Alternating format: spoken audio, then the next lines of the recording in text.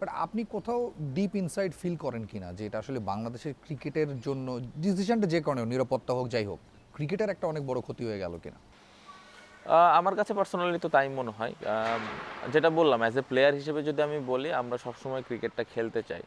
So ক্রিকেটের ক্ষতি এই মুহূর্তে তো আসলে বুঝতে পারতেছি না ভবিষ্যতে কি হবে না হবে, বাট একটা তো ভয় কাজ করে যে আসলে এখন ভবিষ্যতে আমরা কিভাবে আমাদের ক্রিকেটটা আগাবে বা কি কি খেলার সুযোগ আমরা পাবো, যদিও আমাদের সামনে অনেকগুলো সিরিজ আছে। সো একটা অনিশ্চয়তা তো কাজ করেছে, বাট আমি যেটা বললাম যে বিসিবি আমাদের গার্জিয়ান, পাশাপাশি গভর্নমেন্টে যে ডিসিশনটা এসছেন, তারা আমার মনে হয় এই জায়গাটাতে খুব ভালোভাবে আমাদেরকে টেক কেয়ার করবেন, এটাই আশা করি অ্যাজ এ প্লেয়ার হিসেবে।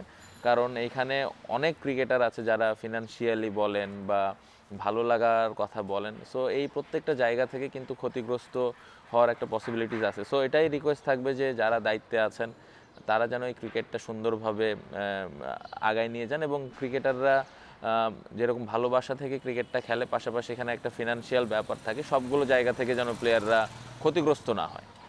বিদেশ থেকে দেশে রেমিটেন্সের টাকা আসে নিরাপদে। তাই আজই আপনার আপনজনকে বলে রাখুন, রেমিটেন্সের টাকা যেন শুধু নগদেই পাঠায়।